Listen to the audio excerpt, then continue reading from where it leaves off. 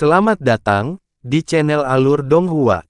Sebelum menonton, silahkan subscribe, biar Mimin tambah semangat update-nya. Han Li berdiri di tepi alun-alun, melihat pemandangan aneh di wilayah rahasia. Matanya sedikit tidak fokus. Pikirannya jelas tidak ada di sini. Dia telah berada di sini selama lebih dari sebulan. Dia sudah menjelajahi seluruh tempat. Jika dia ingin masuk atau keluar dari tempat ini, dia harus melewati satu-satunya pintu masuk. Karena itu, dia hanya perlu membuat satu set batasan di luar pintu masuk, dan meninggalkan gumpalan kesadaran jiwa. Kemudian, dia bisa merasakan Gu Jie sebelum dia bisa mencapai wilayah rahasia. Tentu saja, karena hanya ada satu pintu masuk, akan lebih merepotkan baginya untuk melarikan diri dari tempat ini. Untuk mengatasi masalah ini, sebelum datang ke sini, Han Li telah pergi ke ujung selatan benua awan kuno.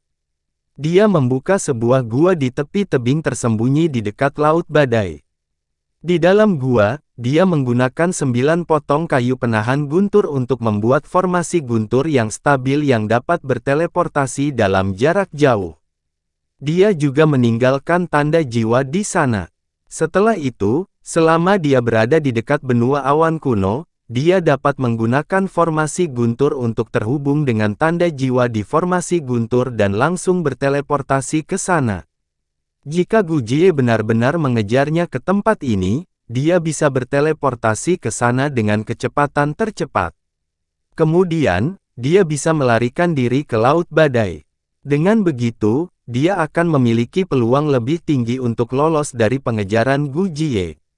Namun, karena formasi guntur ini aktif untuk waktu yang lama, itu akan menghabiskan kekuatan petir dari kayu penahan guntur setiap detik. Itu hanya bisa bertahan kurang dari 100 tahun. Kemudian, itu akan kehilangan fungsinya karena kehabisan tenaga petir. Karena aku sudah di sini, aku harus mengurus hal-hal yang ada dulu. Han Li bergumam. Dia menepuk pagar giok putih dan berbalik, berjalan menuju rumah gua di sisi lain alun-alun. Kembali ke ruang rahasia mansion, Han Li duduk bersila. Dia membalik telapak tangannya, dan 2 halaman kuning tipis muncul di telapak tangannya. Dia mulai mempelajarinya dengan cermat. Apa yang dicatat pada 2 lembar kertas ini tidak lain adalah formula pil untuk pil persatuan dan pil hujan musim semi. Jika Han Li ingin meningkatkan kekuatan dan basis kultivasinya sesegera mungkin, dia harus menyempurnakan sejumlah besar pelet kelas bumi untuk mendukung kultivasinya. Sampai sekarang, dia sudah memiliki beberapa pengalaman dalam menyempurnakan pil persatuan esens, dan tingkat keberhasilannya jauh lebih tinggi dari sebelumnya. Sedangkan untuk Spring Rain Pill, meskipun dia belum pernah menyempurnakannya sebelumnya, dengan bantuan Treasure Wheel of Truth, dia yakin itu tidak akan terlalu sulit. Saat ini, dia tidak kekurangan ramuan spiritual untuk menyempurnakan kedua pelet ini. Namun, untuk merencanakan jangka panjang, dia masih menanam sebagian besar ramuan spiritual di taman pribadi rumah gua. Dia tahu dengan jelas di dalam hatinya bahwa meskipun dia sudah memiliki 2 formula pil peringkat bumi yang dimilikinya, jika dia mengkonsumsi pil yang sama untuk jangka waktu yang lama, dia pasti akan mengembangkan resistensi terhadapnya. Pada saat itu, kemanjuran pil tersebut akan berkurang, dan tidak hanya akan menyia-nyiakan obat roh, tetapi juga akan memperlambat kecepatan kultivasinya. Karena itu, dia membutuhkan berbagai jenis resep pelet untuk menyempurnakan lebih banyak pelet kelas bumi. Dahulu kala, dia pernah mengeluarkan tugas di aliansi Anika untuk menukar formula pil peringkat bumi. Namun, karena formula pil benar-benar terlalu berharga, alkemis bumi biasa sebagian besar tidak mau menggunakannya untuk ditukar, jadi dia tidak pernah bisa memenuhi keinginannya. Dengan pemikiran ini, Han Li membalik tangannya dan sebuah kotak giok ungu muncul di telapak tangannya. Itu adalah barang yang dia dapatkan dari Ping Yaozi. Karena item ini disegel dengan sangat hati-hati oleh orang yang dekat dengan level Master Pil Surga, item di dalamnya bisa jadi adalah resep pil yang dihargai oleh para alkemis seperti hidup mereka. Dia melirik pola padat pada kotak ungu dan dengan jentikan pergelangan tangannya, puluhan bendera hitam kecil muncul di depannya. Benderanya berwarna hitam dan sepertinya terbuat dari besi. Ada banyak pola rumit dan tak bisa dijelaskan yang terukir di atasnya. Han Li mengambil bendera besi ini dan memasukkannya ke dalam tanah batu di depannya sesuai dengan bentuk cincin. Kemudian, dia mengangkat satu jari dan dengan lembut memasukkannya ke tanah. Dia kemudian mulai menggambar di atas bendera besi. Setelah beberapa saat, formasi kecil yang agak rumit muncul di tanah. Han Li menempatkan kotak giok ungu di tengah formasi. Kemudian, dia menyatukan dua jari dan membentuk mantra. Dia mulai bernyanyi dalam diam. Diiringi dengan mantra, pola pada bendera besi hitam dan formasi yang terukir di tanah menyala. Aktifkan. Han Li mengeluarkan teriakan lembut. Seluruh formasi tiba-tiba meledak menjadi cahaya yang menyilaukan dan menenggelamkan seluruh kotak giok ungu. Jimat perak yang menempel di kotak batu giok bersinar terang dan terbakar. Kotak giok ungu terbakar oleh nyala api dan pola terukir di permukaannya juga menyala. Seluruh kotak itu berkilau dan tembus cahaya seperti batu kecubung yang indah. Sebelum Han Li selesai mengagumi pemandangan indah ini, kotak batu giok itu tiba-tiba bergetar hebat. Pola di permukaannya menjadi semakin cerah, seolah-olah akan retak. Bagaimana ini bisa? Hati Han Li menegang dan matanya menyala dengan cahaya biru. Dia segera mengaktifkan Bright Side Spirit Eyes. Dia melihat bahwa di dalam kotak giok ungu, ada rune tersembunyi yang sulit dilihat dengan mata telanjang, bersinar cemerlang. Sepertinya akan menghancurkan diri sendiri dan menghancurkan seluruh kotak batu giok dan isinya. Sebenarnya ada dua lapis teknik penyegelan pada kotak batu giok ini.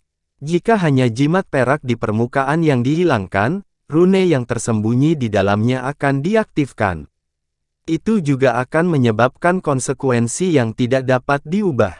Pada saat yang berbahaya ini, Han Li mulai melantunkan mantra dari mantra roda berharga dan cahaya keemasan cemerlang keluar dari tubuhnya. Roda emas berukuran sekitar 1 kaki muncul di belakangnya dan perlahan berputar. Dengan memutar pikirannya, mantra Treasure Wheel berputar dengan cepat. Riak emas yang tak terhitung jumlahnya menyebar dan langsung menutupi area sekitar 100 kaki. Di ruang rahasia, kecuali Han Li, semuanya tiba-tiba melambat. Rune di kotak batu giok ungu tampak bersinar untuk waktu yang lama karena bergerak terlalu cepat. Sekarang setelah melambat, Han Li menyadari bahwa itu sebenarnya berkedip. Dia menyatukan dua jari dan menggerakkannya. Tangannya bergerak bolak-balik di tanah seperti ilusi. Dia dengan cepat mengambil bendera besi hitam dan mengatur formasi kecil dalam sekejap. Aktifkan. Han Li berteriak ringan, dan formasi itu tiba-tiba bersinar terang. Gumpalan cahaya hitam seperti anak panah kecil, ditembakkan ke dalam kotak batu giok ungu dari bendera besi hitam. Di dalam kotak batu giok, cahaya rune yang tersembunyi menyatu, tidak lagi berkedip, dan kemudian menghilang. Nyala api yang menyala di luar kotak batu giok juga berangsur-angsur mengecil. Saat nyala rune benar-benar padam, pola pada kotak giok ungu juga berangsur-angsur meredup dan menghilang. Terdengar suara lembut di kotak itu. Itu benar-benar terbuka dengan sendirinya. Han Li menyimpan roda berharga mantra ke dalam tubuhnya. Dia mengulurkan tangan dan meraih. Kotak giok ungu terbang ke udara dan jatuh ke telapak tangannya. Di luar seluruh ruang rahasia, dia telah mengatur lapisan formasi terlarang tingkat tinggi. Dia tidak khawatir ada cara yang tidak diketahui di dalam kotak batu giok yang akan mengungkap lokasinya saat ini. Dia melihatnya dan melihat bahwa seluruh kotak batu giok itu kosong. Hanya ada setumpuk kertas emas pucat tipis tergeletak diam di dasar kotak. Ketika Han Li melihat ini, dia pertama kali melepaskan indera ilahi untuk memindainya. Ketika dia menemukan bahwa tidak ada jejak indera ilahi di atasnya, dia mengangkat tangannya dan mengambilnya. Dia memegangnya di tangannya dan dengan hati-hati melihatnya. Dia melihat bahwa di atas kertas, 3 kata besar, Pil Cheng Wan, ditulis dalam naskah segel kuno. Di bawahnya, nama obat roh, tahun, dosis, dan metode pemurnian ditulis dengan huruf yang sedikit lebih kecil. Han Li mengungkapkan ekspresi gembira. Seperti yang dia duga, kotak batu giok ini berisi resep obat mujarab. Setelah buru-buru membaca halaman pertama, dia membalik halaman ke belakang dan melihat 10 halaman lagi secara berurutan. Yang mengejutkan, dia menemukan bahwa sebagian besar formula pil ini sebenarnya adalah formula pil tingkat bumi. Termasuk pil kehangatan abadi di bagian paling atas, sebenarnya ada 7 lainnya. Namun, ketika dia berpikir bahwa Ping Yaozi sudah memiliki kemampuan untuk memperbaiki pil Tao, dia merasa lega. Dengan 7 resep ramuan tingkat bumi ini, selain pil persatuan dan pil hujan musim semi, dia tidak perlu khawatir menemukan resep ramuan untuk waktu yang lama. Menurut deskripsi sifat dan penampilan eliksir dalam resep eliksir, Han Li pada dasarnya dapat memastikan bahwa botol eliksir kuning berkilau yang dia peroleh dari Ping Yaozi tidak diragukan lagi adalah pil Cheng Wan. Dalam hal tingkatan, setiap pil ini tampaknya memiliki kualitas yang lebih tinggi daripada pil hujan musim semi. Tentu saja, ramuan roh yang digunakan secara alami tidak biasa.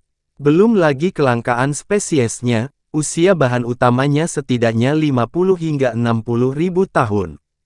Untungnya, domain rahasia Gunung Melayang tempat Han Li berada adalah harta karun alami berupa ramuan. Banyak ramuan dapat ditemukan di sini. Dengan statusnya, sekte itu secara alami tidak akan menanyainya jika dia hanya mengumpulkan ramuan yang berusia kurang dari 100 tahun. Setelah itu, dia akan menggunakan botol kecil berisi cairan spiritual untuk mematangkan bahan spiritual utama.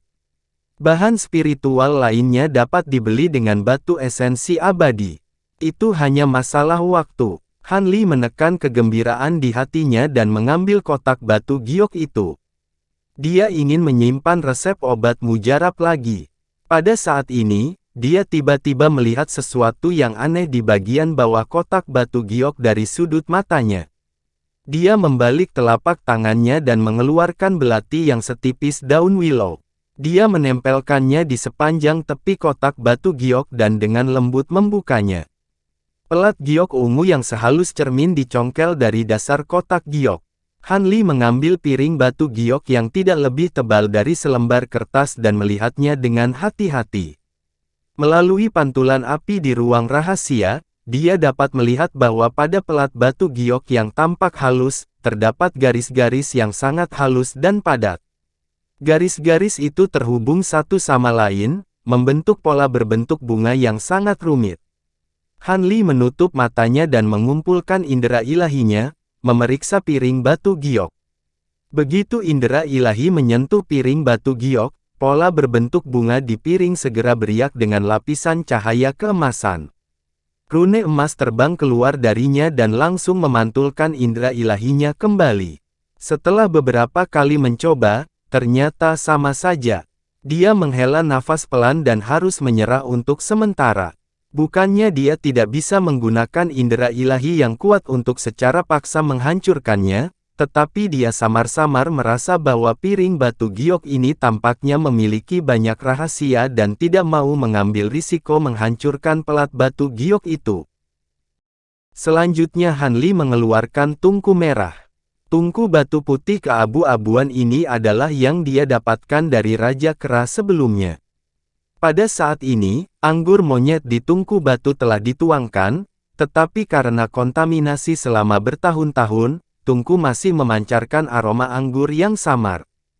Han Li menarik napas dalam-dalam dan dengan cepat membuat serangkaian segel tangan, melemparkan beberapa segel mantra aneh secara berurutan. Sinar lampu hijau terbang keluar dari telapak tangannya dan mendarat di tungku batu putih keabu-abuan. 8 rune tebal yang terukir di permukaan tungku segera menyala dengan cahaya perak dan menyala.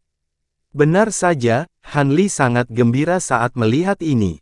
Nyanyian pemurnian harta karun pengorbanan yang dia dapatkan dari Lin Jiu sangat berguna untuk tungku batu ini. Cahaya melintas di matanya, dan dia terus membuat isyarat tangan sambil melantunkan serangkaian nyanyian intensif. Rune pada tungku batu putih keabu-abuan menjadi semakin terang, dan terdengar sedikit suara yang berasal dari tungku. Pola seperti vena muncul di permukaan tungku, dan cahaya perak menyilaukan bersinar dari mereka.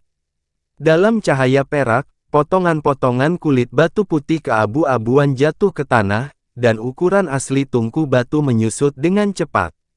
Setelah beberapa saat, ukurannya menyusut menjadi setengah dari ukuran aslinya. Ketika semua cahaya perak hilang, tungku batu asli sudah tidak ada lagi. Itu digantikan oleh tungku pil perak dengan pola rumit yang terukir di permukaannya. 8 rune tebal asli di atasnya masih ada, tetapi lebih indah dan detail.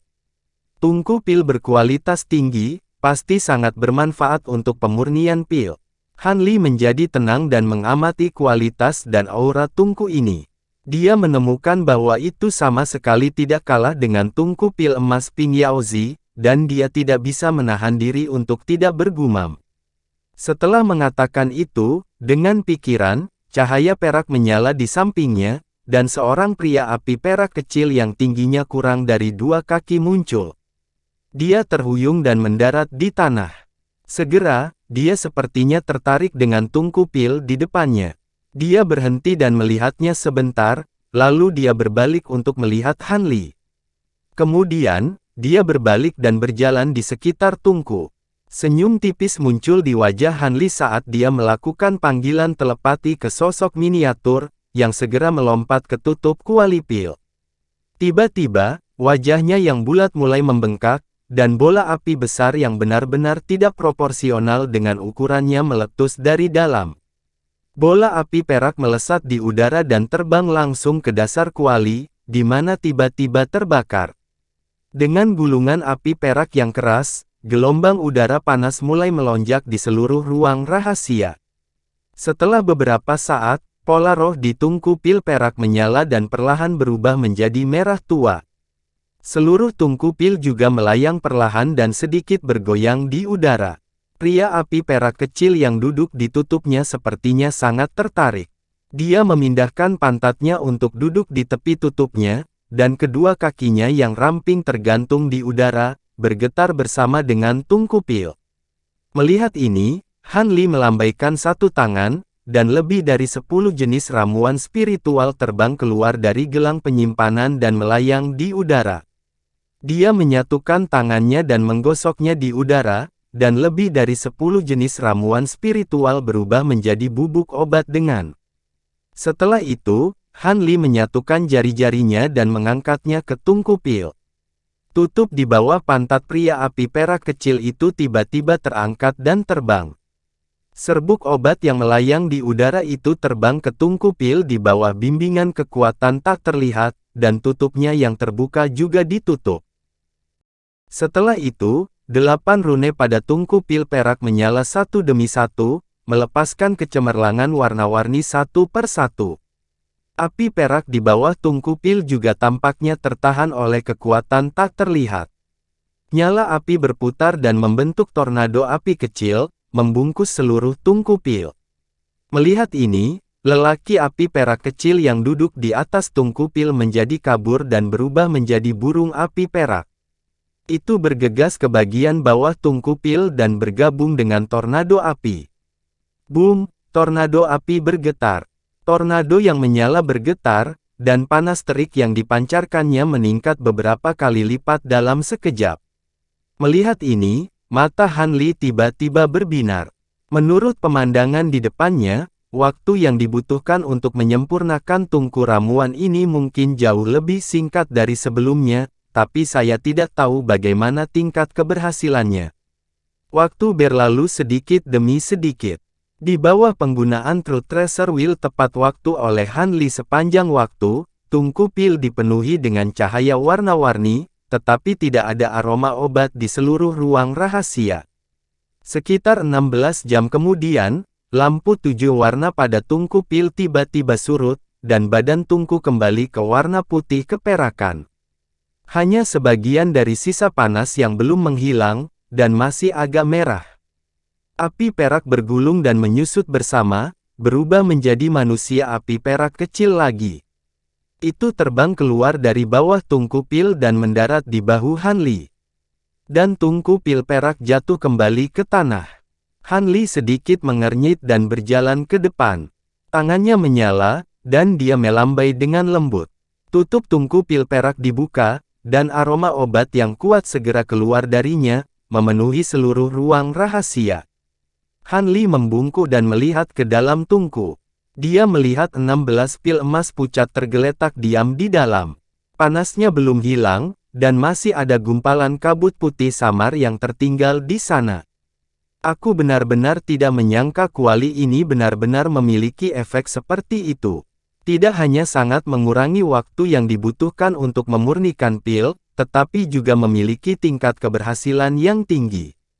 Sungguh tak terbayangkan, Han Li berseru kagum. Dia menekan kegembiraan di hatinya dan memasukkan tungku ramuan ini ke dalam botol batu giok. Dia melambaikan tangannya dan mengeluarkan setumpuk bahan obat. Dia ingin menyerang saat tungku masih panas dan memurnikan beberapa ramuan lagi. Beberapa bulan kemudian, api perak di dalam ruang rahasia surut, dan Fire Raven perak terbang keluar dari bawah kuali pemurnian pil. Fire Raven kemudian berubah menjadi sosok humanoid api perak miniatur yang mendarat di tanah. Itu melompat ke kaki Han Li sebelum meraih pakaiannya dan naik ke bahunya. Wajah Han Li sedikit lelah. Dia menoleh dan tersenyum padanya, lalu dia datang ke sisi tungku pil perak. Dia melambaikan tangannya, dan tutup tungku pil terbang ke satu sisi. Aroma obat yang kuat tiba-tiba meluap darinya. Han Li mengambil ramuan itu dan mengeluarkannya. Dia meletakkannya di depan matanya dan melihatnya. Ramuan itu seukuran lubang buah lengkeng. Warnanya hijau dan cukup transparan. Karena sisa panasnya belum hilang, kelihatannya sangat luar biasa. Tidak buruk. Aku memurnikan 11 eliksir di tungku ini. Tingkat keberhasilannya meningkat pesat. Dia membalikkan tangannya dan memasukkan eliksir itu ke dalam botol batu giok putih. Setelah beberapa saat, dia tiba-tiba memikirkan sesuatu. Dia duduk bersila, mengeluarkan topeng lembu, dan meletakkannya di wajahnya. Dengan semburan cahaya biru, pelat susunan besar juga muncul di dinding. Mata Han Li terfokus, dan dia dengan hati-hati melirik kolom tugas di sisi kiri pelat formasi. Setelah sekian lama, dia menarik pandangannya dan melepas topengnya lagi. Sepertinya apa yang seharusnya datang telah datang. Han Li menghela nafas, dan ekspresinya menjadi serius. Baru saja, dia menyadari bahwa banyak tugas yang dikeluarkan Lin Seventeen di aliansi Anika telah hilang. Ini jelas bukan tugas normal. Sesuatu pasti telah terjadi padanya, atau lebih tepatnya, pada topengnya dari aliansi. Dia membuat hubungan mental dengan jejak spiritual yang dia tinggalkan di pintu masuk alam mistik dan dinding tebing samudra badai. Dia sedikit lega ketika dia menyadari bahwa semuanya utuh. Lebih dari 10 tahun berlalu dalam sekejap mata saat dia tetap waspada setiap hari. Selama periode ini, dia menghabiskan separuh waktunya untuk menyempurnakan ramuan. Pada saat yang sama, dia menggunakan botol langit untuk memadatkan banyak partikel kristal. Pada hari ini, di alun-alun di depan gua tempat tinggal Han Li, puluhan pria dan wanita muda berseragam sekte naga api terbang dari segala arah dan mendarat di depan pintu masuk tempat tinggal. Han Li berdiri di tangga batu pintu masuk, memandangi kerumunan, dan memanggil beberapa nama. Hu Zhen, Luo Tang, Xin Sui. Penatuali, 8 pria dan wanita muda berjalan keluar dari kerumunan, berjalan ke depan tangga, dan menangkupkan tinju mereka ke arah Han Li. Tanpa kecuali, orang-orang ini semua berada di puncak tahap tempering spasial. Mereka adalah kelompok murid terkuat yang ditempatkan di sini. Aku akan menyegel gunung dan berkultivasi dalam pengasingan untuk jangka waktu tertentu. Semua urusan di alam mistik akan ditangani oleh beberapa dari kalian untuk sementara. Jika tidak ada yang mendesak, jangan laporkan kepadaku.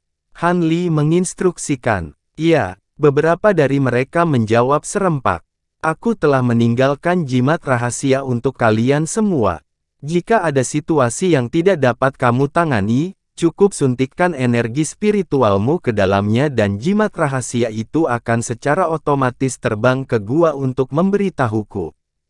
Han Li berkata. Iya, kerumunan menjawab. Yakinlah, Penatua Li, kami tidak akan mengecewakanmu. Seorang pemuda berkulit gelap yang tampak sedikit lebih tua maju ke depan, mengambil jimat rahasia dengan kedua tangannya, dan berkata, "Yah, kalian semua bisa pergi." Han Li mengangguk puas dan memesan. Setelah membungkuk lagi, kerumunan terbang menjauh. Kurang dari setengah hari kemudian, gunung tempat Han Li berada berguncang, dan sinar cahaya cian naik ke langit, terjalin satu sama lain di langit yang tinggi, dan berubah menjadi tirai cahaya cian yang besar, menutupi seluruh gunung. Di gunung, di gua besar yang baru dibuka, lubang api baru dibangun di dekat dinding batu di sisi kiri. Di atas meja batu di samping lubang api, ada 8 jenis bahan spiritual dengan berbagai bentuk. Di antaranya, yang paling mencolok adalah selusin keping logam emas gelap seukuran kepala manusia dan batu putih seukuran kepalan tangan.